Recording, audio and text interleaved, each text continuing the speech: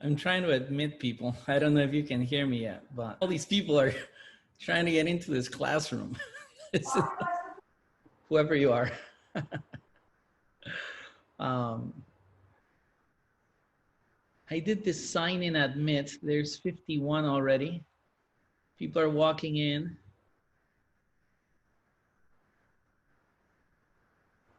Background families. And apparently a restaurant. Somebody lives in a restaurant. Somebody lives in a restaurant. So get ready for your silence. I'm about to mute you. Mute me. Continue. Cancel. Somehow I have to stop seeing all of you to see myself. So there we've got a view of the trees and a house. It's entertaining. This is the kind of entertainment we do in these post-apocalypse days. Welcome back, everyone. I don't know if we are back. I don't know what this is. I feel very strange that the world has converted me into some sort of an app. And all the efforts to get the right chalk and the right blackboard, they serve for nothing. Because here we are. Let's see if anybody else has arrived. So what we're going to do is this. I'll talk for a while, maybe for 30 minutes, just to test this out, and I'll try to give the class straight up.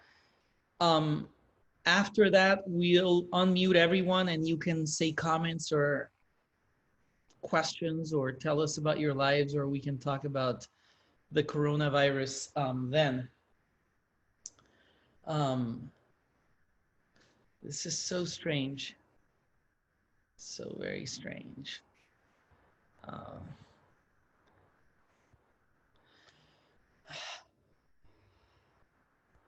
Let's see. Some of you have chosen to have no images. I see some dark. I'm looking at who is here. Some people have an H. Some people have just a letter or a name. Some have a photograph, and some of them are actually semi-live. All right. I think we can start. We've got 63 people here. Maybe there's about 10 more that might arrive. But there's going to be a second part of each class that is some sort of a discussion, and that one I will not post because I think, I don't know, I think maybe I would have to get permission from each of you to have what you say posted on YouTube. And I know there are probably some of you who are ready to become internet stars. Some of you aren't, and that's fine. You can all do it at your own time, but we'll see. It's difficult, of course, not to just start talking about the health crisis right now. But I think it will be simpler if I just go ahead and talk about the class first, and then we can talk about the virus. During the semester, we've been seeing several scientists and pseudoscientists and strange individuals who tried in one way or another to explain human behavior. Some of them thought your behavior is caused by inborn differences in your brain, or differences having to do with racial groups, or differences having to do with variations in the shape of our skull, genetic differences, etc. Today I'm going to talk about a psychologist who became pretty much the most successful, most famous psychologist in America in the 20th century, a guy who has much to do with what happened in the humanities and the social sciences. All during my life, there has been this idea that we are mainly the product of our environment. And B.F. Skinner is one of the individuals that made that happen. before I talk about him, let me say something about a predecessor. There was another American psychologist at Columbia University in New York. His name was John Watson, John B. Watson, who is widely credited for having started this theory of psychology known as behaviorism. He didn't like the idea that we should be focusing so much in psychology on studying consciousness, which is what many people to this day are still fascinated by. What is this thing that's going on in us that maybe it's not going on in your computer, so that you know you're conscious, but your computer doesn't quite know what's happening. Instead of looking at that phenomena of consciousness or thinking about whatever it is that's going on in our minds, Watson wants to develop a psychology that is essentially a branch of natural science. He wants something to be completely an experimental science. And if I'm going to talk about what you're thinking, it's hard for me to do that without you telling me. And even if you tell me what you're thinking, you might well be lying. People lie all the time. They lie to themselves. They lie to one another. So even if I interview you and I ask you something about yourself, what are you thinking about right now? Why would you tell me? Why would you tell me what you're thinking? People ask you, how are you? Why would you tell them the truth? You don't even know it's an honest question. How are you? You're like, do you really want to know? You really want me to stop my day and tell you how I am? Do you want me to compare it to previous days and how I've been? Or do you want me to tell you how I am compared to you? In which case, how about you tell me, how are you? Suppose I do tell you how I am. I tell you how I am. Maybe it doesn't make sense to you. Maybe you don't believe me. What I'm trying to get at is that psychology has this difficulty, which is that it's hard to verify if these invisible things that we say are going on in someone's mind are actually happening. I tell you, how are you? You say, I'm great. I'm just doing great. And you smile. I say, are you sure? Yeah, I'm great. And you smile again. And I think that's a fake smile. So how can I know if what you're saying is true at all? It's really not a straightforward, easy thing to solve. It's almost as though psychology can try to be scientific, but it's locked up in this problem that whatever is really in your head, to me, is like a black box that I can't see. And I can't confirm what's in there. You happy? Are you depressed? I just don't know.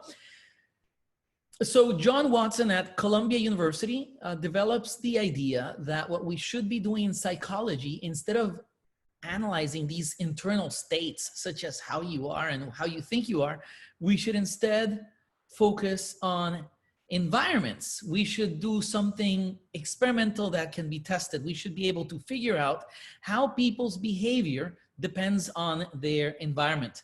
So, see what I have here.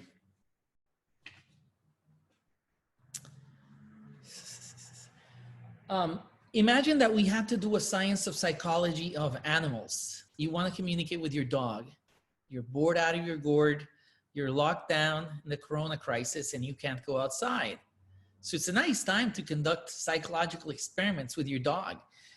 How many words can you teach your dog? Do they understand what you're saying, what you mean? So in the process of trying to communicate with your dog, you realize that you can't really get in there. You can't really get into their mind.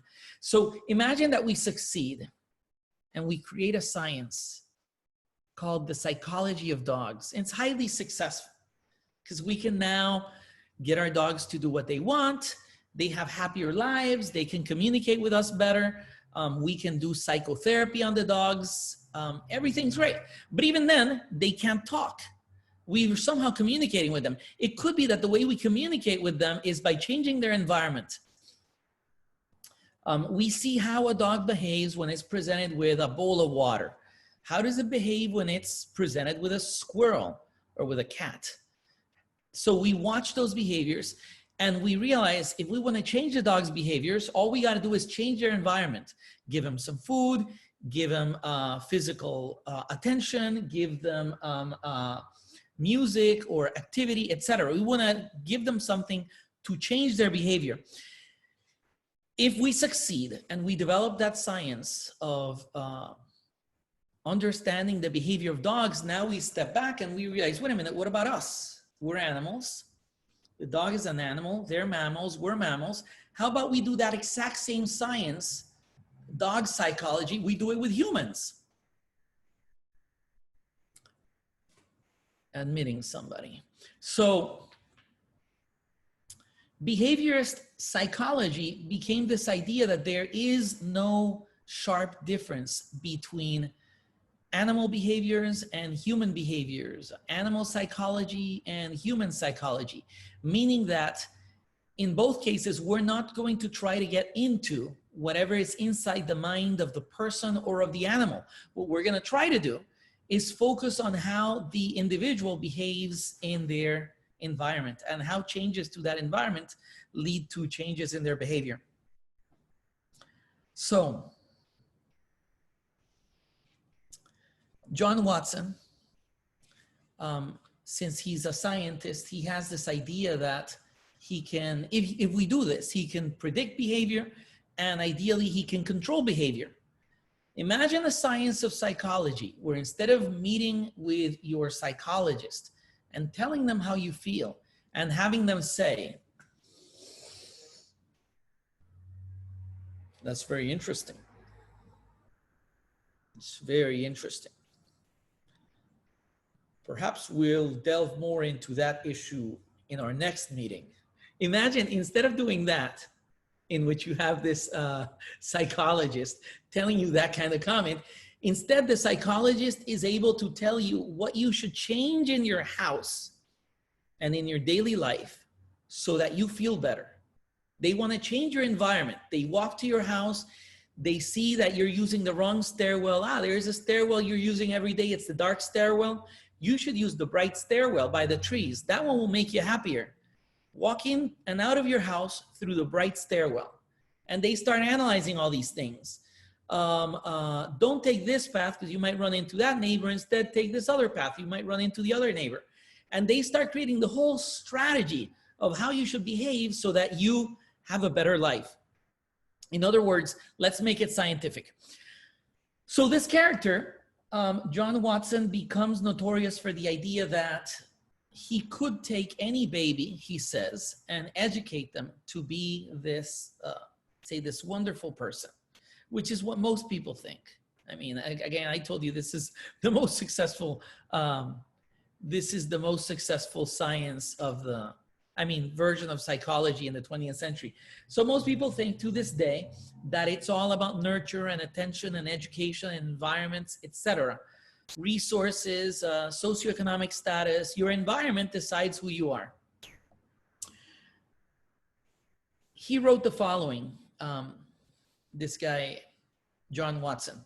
He says, give me a dozen healthy infants, that is young people, well-formed babies, and give me my own specified world to bring them up. And I'll guarantee to take anyone at random and train him to become any type of specialist I might need. A doctor, lawyer, artist, merchant, even a beggar or a thief. Regardless of his talents, penchants, tendencies, abilities, vocations, race of his ancestors. And he admits, I'm going beyond my facts, but so have the advocates of the contrary view, and they have been doing it for many thousands of years. So he's saying, for thousands of years, there have been people who talk about philosophy or psychology, and they try to understand our behavior. And what they do is they say, you can never become, say, a great violin player or a great physicist. They say you can't. You can never do that. Why not? Well, you were just born that way. You're different. You just don't have those talents, those gifts. Well, how come he gets to do it? Well, he's a genius. He has the gift. You don't have the gift. So you can't become the great piano player and play the best concert halls in Europe. So he's saying there are psychologists who have, in one way or another, or philosophers have been saying this for thousands of years. And the reason he suggests that this is happening is not because people literally said what I did. It's because there is this idea that some people are born brilliant and others are born dumb. So we have different inborn abilities, and psychology tries to work with what we've got. Instead, he has this pretty much this blank slate idea. We can give me anyone and I can convert them into a great person. So basically, far more nurture than nurture in determining who we are.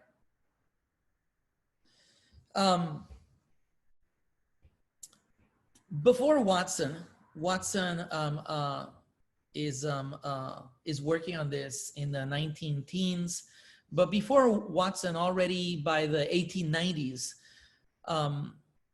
some of the experimental background that makes these kinds of statements plausible had developed. One famous example is Ivan Pavlov, psychologist, physiologist in Russia, who had famously given these examples of how animals, as I was saying, seem to respond to certain stimuli as if they have some sort of an idea or a concept. So the famous example is you ring a bell and you feed a dog. You ring a bell and you feed a dog. You ring a bell and you feed the dog. You keep doing this with your dog for months. And one day you ring the bell, but you don't feed your dog. That day you just stare at your dog to see what your dog will do. And your dog starts having these fidgety behaviors and looking at you and moving around, and you notice that they're salivating at the mouth. To Pavlov, this means that the dog has an idea. The dog remembers that the bell is followed by food. The dog has a concept of food. The dog has a concept of ringing and thinks that somehow the one is related to the other.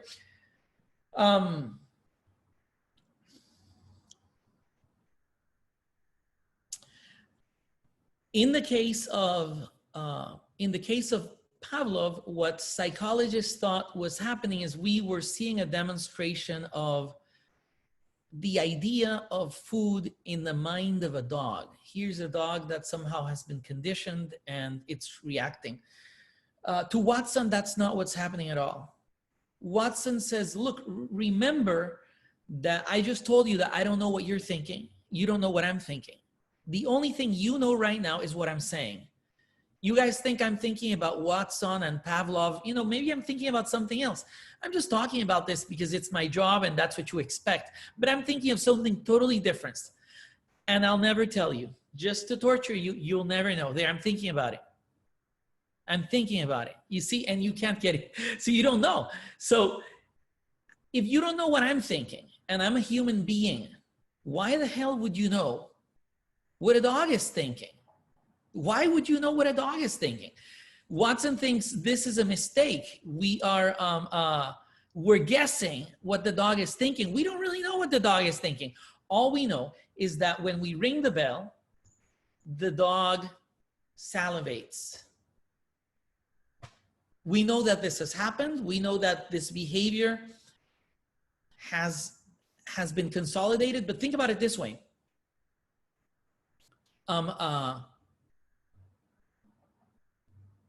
A normal psychologist would say the bell causes the idea of food in the mind of the dog. The idea of food in the mind of the dog causes the dog to salivate.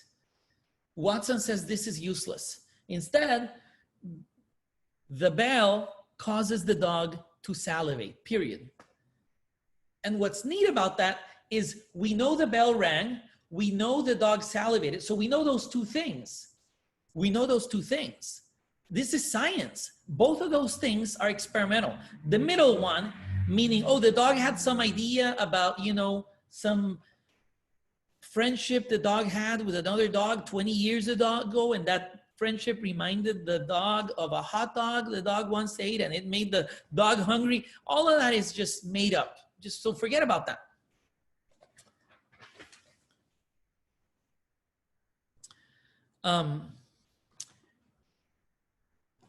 Let me see if we can do how well this works if we actually try the what is it called, share screen. I go to share screen and Marta, can you hear me? Marta, I'm talking to you. There's only one. I can't hear you though. I can't hear you at all, but I'm not asking a question. Just nod with your head if you can see a white screen with a chalkboard or something with a cursor. Can you see my face at the same time? That's so strange. I can't see I can see myself. Okay, fine. Anyway, look, let's do this. In Harvard from the late 1950s until the 1970s, there's this guy called Burrhus Frederick Skinner.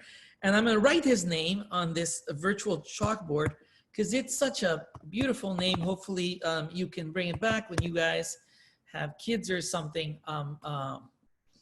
Burrhus Frederick Skinner.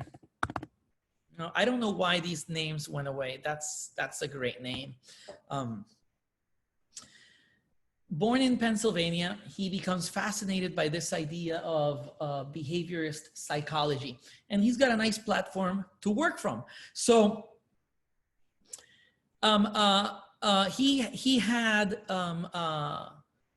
been a guy who lost his religious faith. He criticized religions. He was an atheist, like a couple of the other characters that we've seen in this course this semester. And he likes this idea that we can make a science out of psychology. Let's get rid of the mumbo jumbo. Let's somehow make this into a science. I'm trying to see one thing. Okay, there.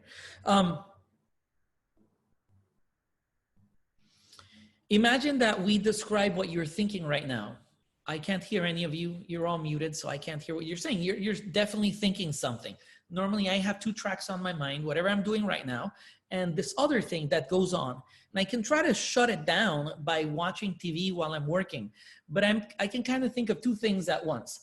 And now you're thinking about something, and I can't get to it. All I can do is give you a survey. You'll tell me what you think, but even when you tell me what you think, how do I know it's true? All I ever know is what you say. All I ever know is what you say. I don't know what you think. So it's almost as if this total realm of the mind, basically of what you think, is non-physical. I can't get there. It's non-physical. Whenever I try to get there, what I get instead is some sort of a weird copy, some sort of a weird, let me just see if I can. Okay, yeah, I'm fine. Something is I'm getting a couple of comments on the chat. You guys, please go ahead and write the comments, but I'm not going to answer them now. Just write them and we'll get to them at the end. I'll look at them at the end. Imagine this thing that you can feel. It's what you're thinking. You're tired, you're angry, your back hurts, whatever it is, you're thinking something. I don't know what it is, but it's real. It's real to you, but it's non-physical. To me, it's not a physical thing. So I can't get to it. What can a guy do if a guy doesn't believe that what you're experiencing is your soul? A guy like Skinner, he doesn't think that it's your soul. So let's write here, not your soul. What you're feeling inside you is not your soul, it's something else. So what the heck is it? Well, he's a materialist. So what he comes up with is what you are feeling is your body. What you're feeling is your body, meaning you're tired, or you're interested in something else, or you're hungry. You're hungry. You know what you're feeling? You're feeling your stomach. You're feeling chemical reactions in your stomach that sends signals to your brain. Your brain is just another organ. What you're feeling is your body. You're tired. Well, you haven't been sleeping much. What you're feeling is you're tired. You want to go for a walk? You're feeling your muscles are uncomfortable with being a blob on a sofa. You want to go somewhere. So this idea of that your thoughts are experiences of your own internal physical condition. What the previous psychologists had done is they said your thoughts are the cause of your behavior. Imagine now that your thoughts are not the cause of your behavior.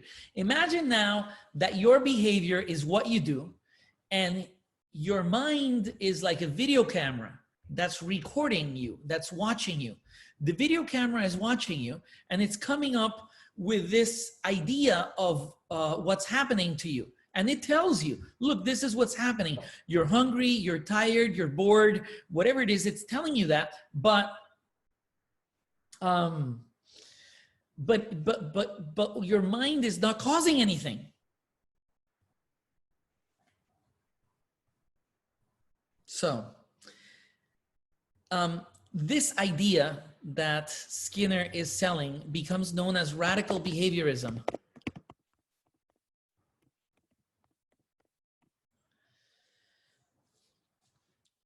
Essentially, that we have to give up trying to talk about what's in your mind or how you feel. None of that matters. What matters is how you behave. It's all behavior, and all behaviors are caused simply by environments.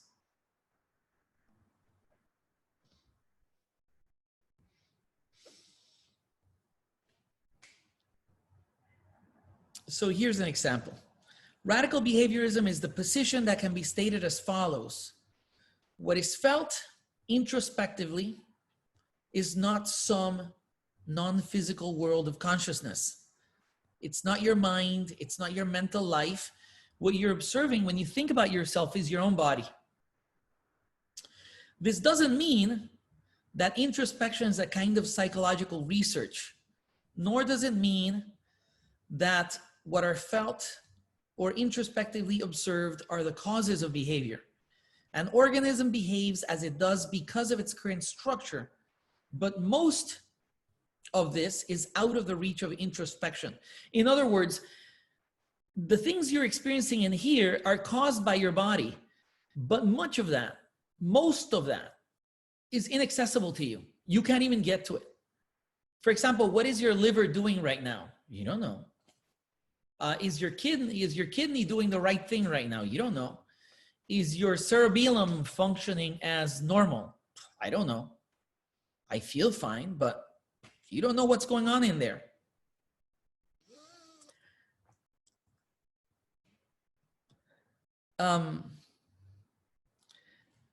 Part of what Skinner is doing is trying to get rid of this part of psychology, this whole part of psychology that's concerned with what is it that you're thinking. He's trying to get rid of it. Why I'm not a cognitive psychologist. That's the title of what you read. What it means is I'm not interested in knowing what you're thinking. That's not scientific. And if I go waste my time listening and trying to figure out what you're thinking, I'm going to enter a realm of fiction in which I start inventing what you're thinking and you start inventing what you're thinking, and we're all making stuff up. He doesn't want to make up anything.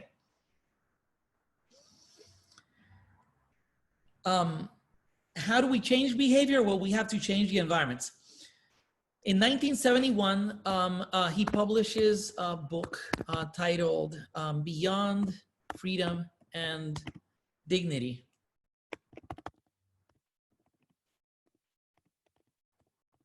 I had to read this thing in college at the University of Puerto Rico many years ago, and it was so boring and so pointless. I couldn't believe that anything could be so boring. Now I look at it and I understand why it became famous. I think, you know, the whole thing could be rewritten to make it be more interesting. But it boils down, much of it boils down to this. I told you already, the guy's a materialist. The guy doesn't think that souls or spirits or gods or heavenly things are moving things. So let me see what's happening here. Okay. All right. All good. Somebody joined.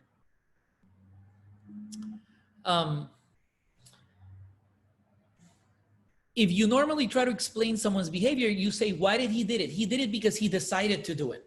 And I tell you, why did you do it? You say, I did it because of my free will. I decided to do it. That's freedom. That's freedom. Why did you do this crime?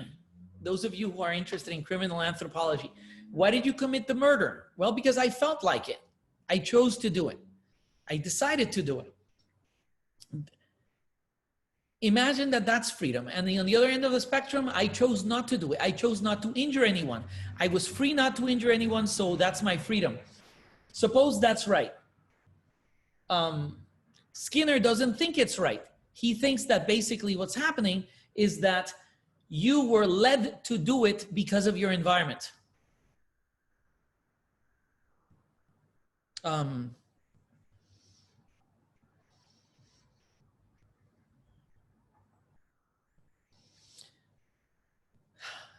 If it is freedom that led you to do what you do, suppose it's freedom, then what are we going to do?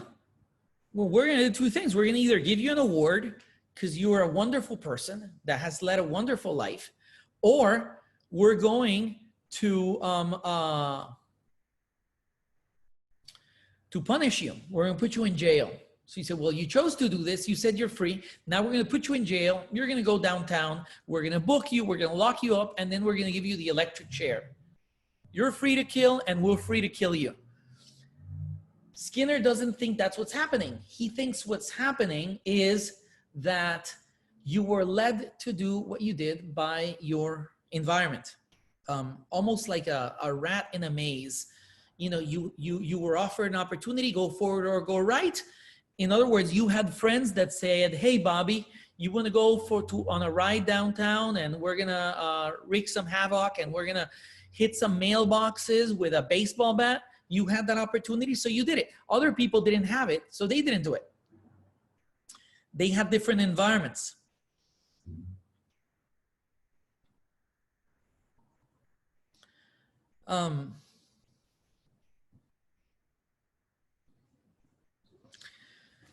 So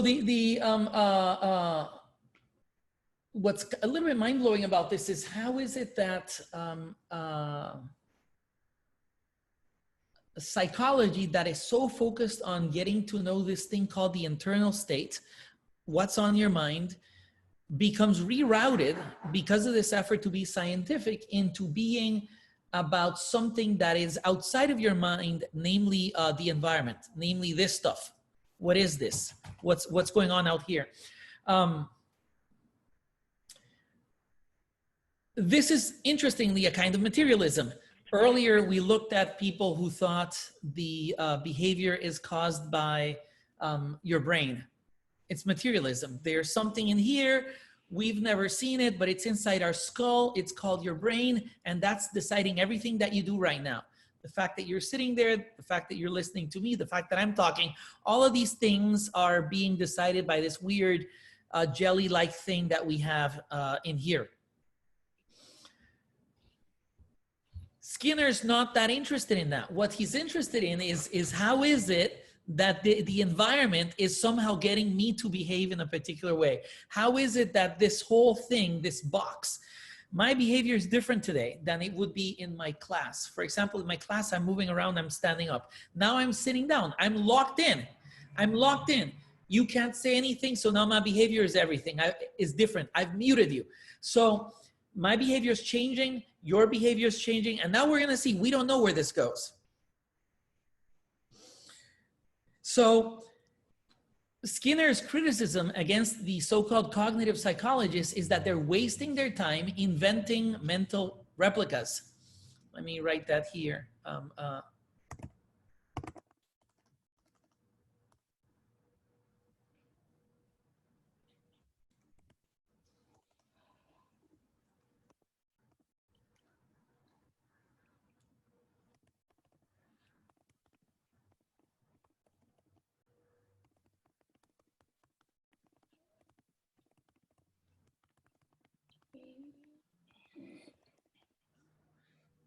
So in other words,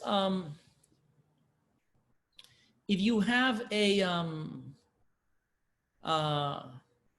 what is it called? If you have a psychologist and the psychologist wants to know what the dog is doing, the psychologist says, well, the dog has an image of the world inside its head. So we have the world has the door, and beyond the door, there's the backyard. So the dog knows that. The dog has a mental map, living room, door, backyard. And they go stand at the door because they want to get beyond the door into the backyard. So they have this whole replica. They have a map of your house. They have a map of the neighborhood. They have a map of you in their head. Skinner thinks this is just a big waste of time. Forget about the mental replica. What matters is the dog is at the door. The dog is at the door. The dog is having a behavior. He's scratching the door. Now the question is, how are you going to behave? Suppose we have a pigeon, and you notice a pigeon in its nest has been gathering little bits of white stuff, white thread, white seeds, white little bits of stuff from the ground. It has a few of these white things. Now, we look at the bird and we say, well, why is the bird doing that? A traditional psychologist might say something like, well, the bird has a concept of white. And the bird is responding to that concept of white by collecting it. It's like a preference. You collect black shirts, you put a bunch of shirts in your closet, they're all black, and that's your preference.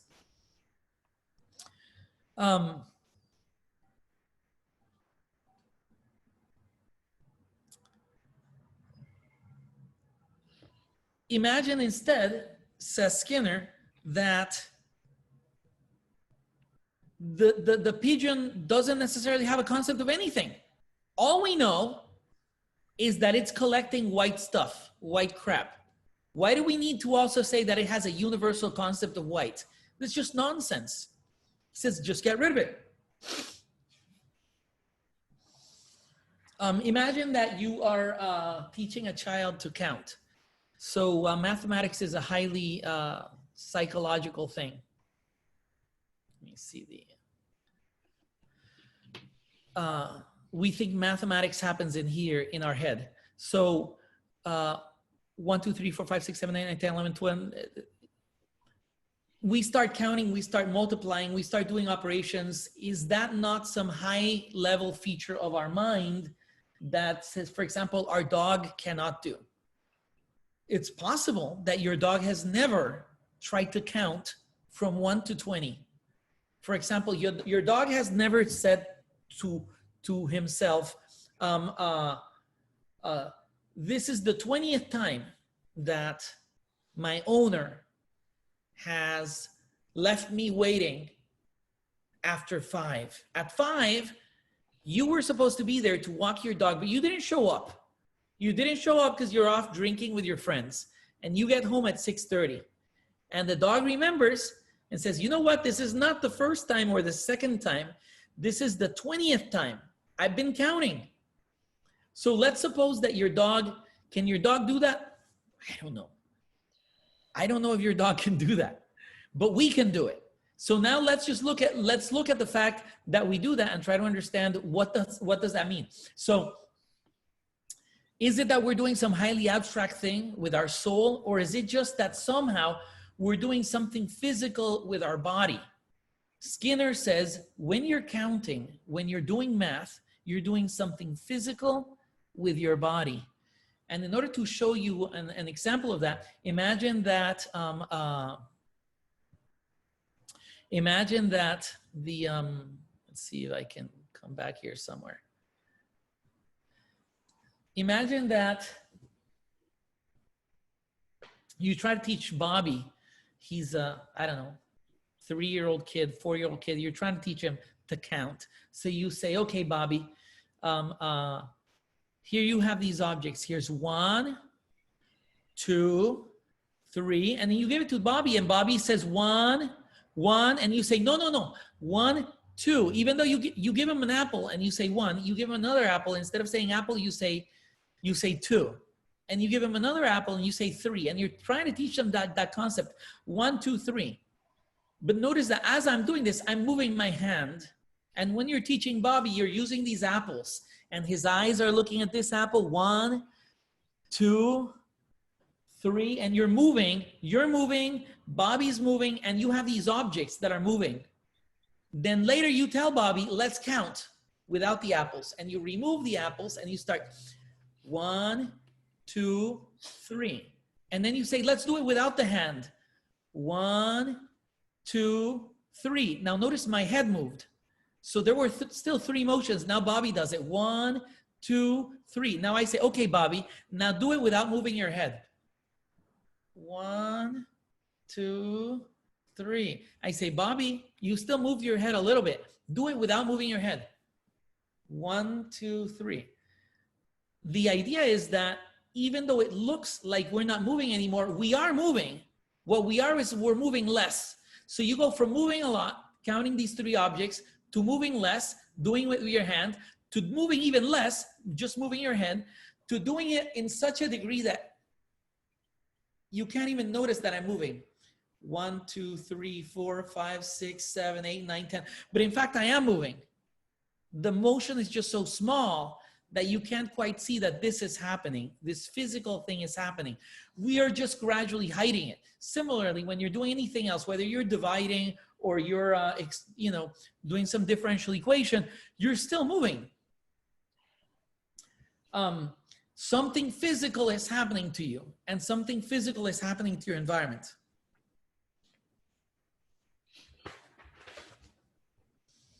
So, if we go here, let's go back to sharing. Share this. Share. Share. Go here. The traditional idea goes something like this. Environment causes a concept. And then that concept causes a behavior. This is what Skinner criticizes as cognitive psychology. He says it's nonsense. Instead, he just says, look, the environment causes a behavior. That's all. That's all that's happening.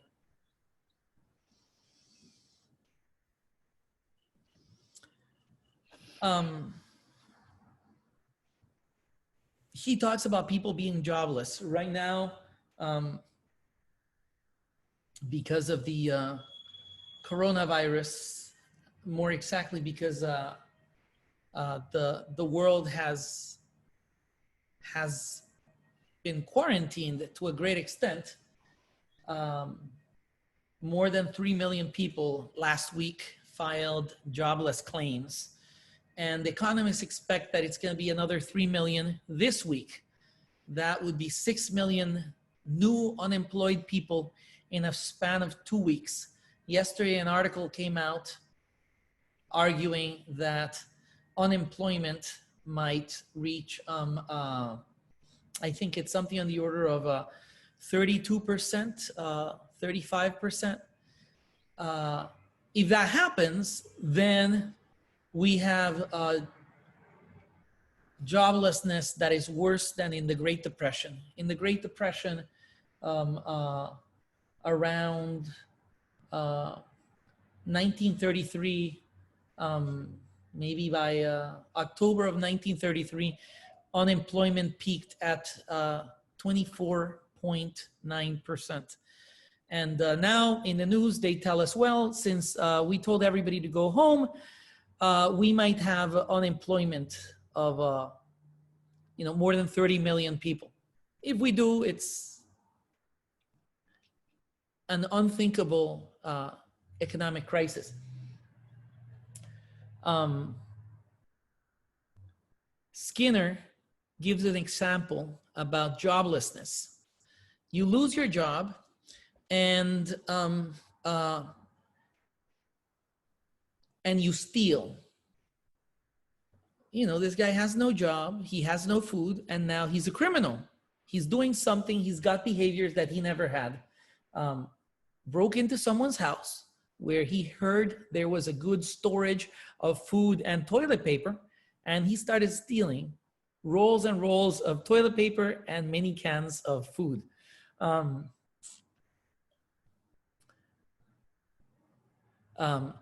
Here we have what a psychologist would have done with that situation. They would have said, well, something happened to this person. What happened to, well, they're frustrated.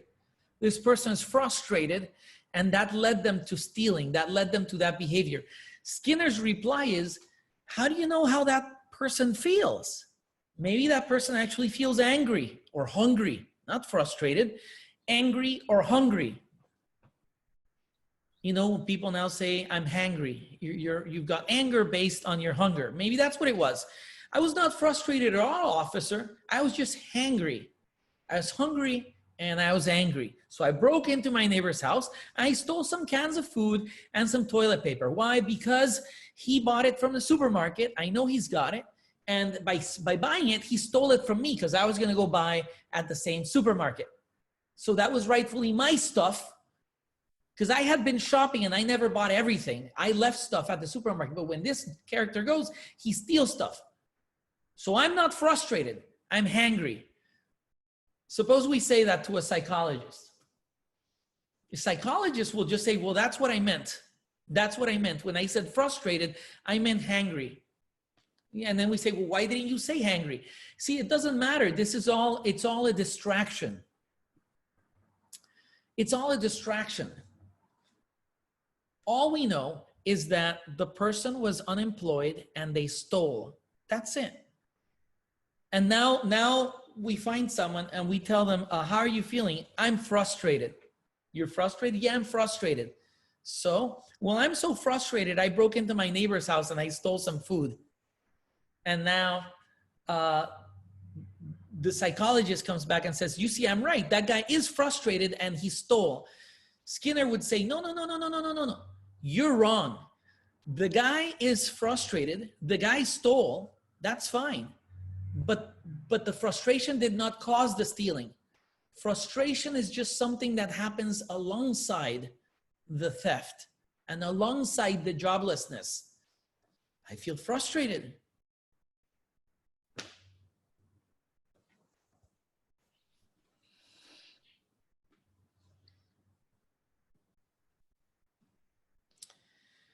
All right, we're almost done here, at least for this section.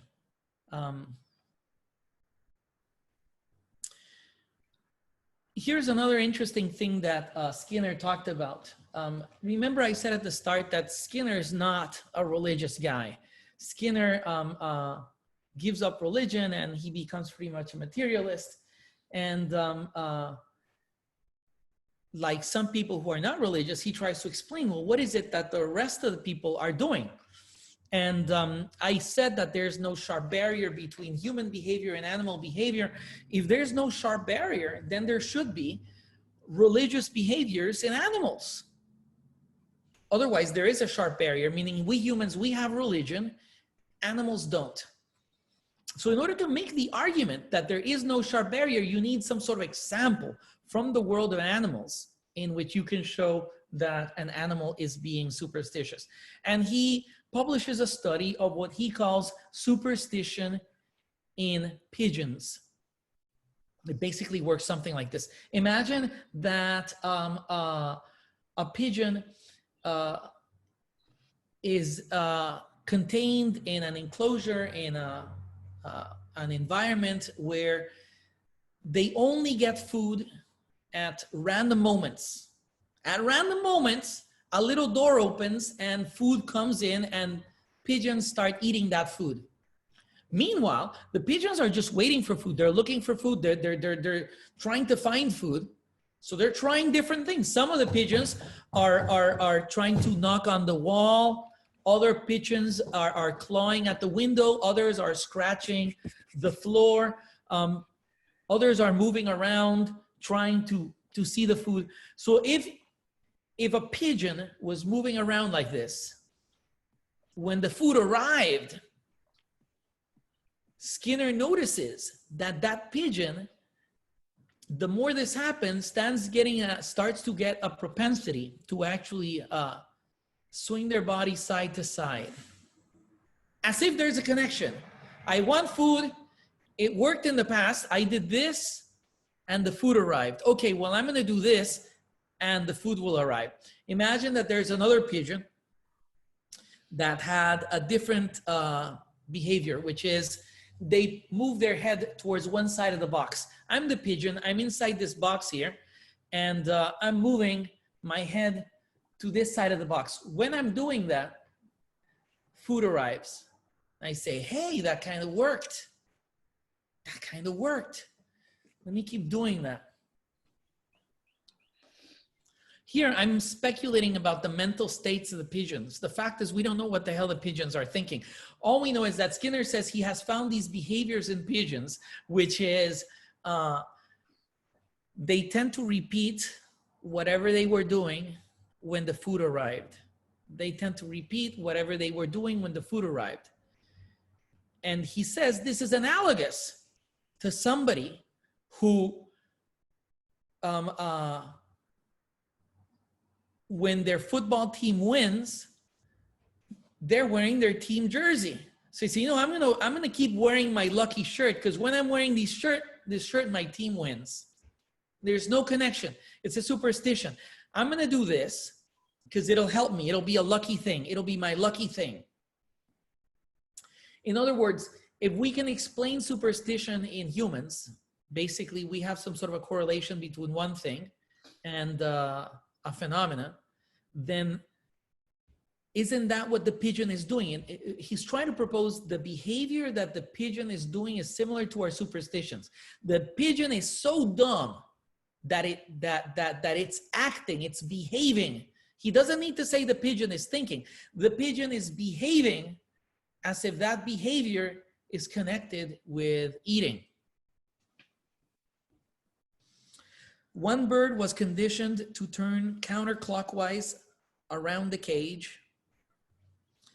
Another bird repeatedly thrust its head into one of the upper corners of the cage.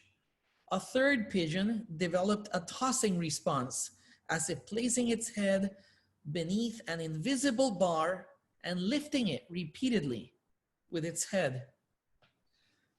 Two birds developed a pendulum motion of the head and body, in which the head was extended forward and swung from right to left with a sharp movement, followed by a slower return. Skinner suggested the pigeons behaved as if they're influencing the automatic mechanism. So from talking about superstition, then that becomes a discussion about rituals. The idea becomes the bird is doing a ritual. It's food ritual that allegedly is going to give it food. From superstition, we go to ritual. From ritual, we go to a behavior such as prayer or religion, basically asking for something to try to get it.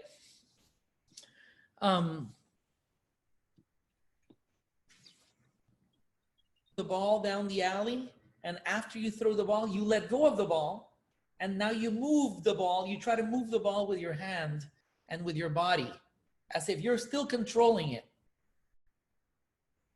Skinner is saying this is an animal behavior. This is an animal behavior. You're not controlling it. You can't do anything. You can't do anything to control the bowling ball after you've let go. But still, you keep moving as if that's going to make some sort of a difference when it's just absurd. It's not going to do anything.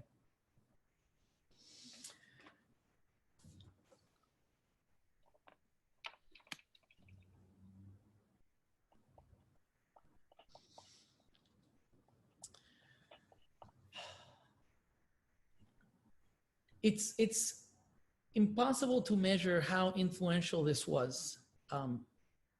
This behaviorist psychology, this idea that we should subtract whatever we think is going on in the mind to focus on just environments. What are the learning environments of these children? What is the household environment of this couple? It is enormous, the influence in the 20th century, but especially on the humanities in general, on history in general, on the social sciences. The idea that Skinner was advocating is that we're all essentially born equal, and what makes us different are our environments. If we want to be scientific about things, we should just look at environments. Skinner had a chance to change his life later in life. You get old enough, eventually things don't work the way they used to. He had a stroke. He could witness that his brain, his mind was no longer the same. And when he realized that his mind really does make a big difference, because his mind was different. His mind had been affected physically.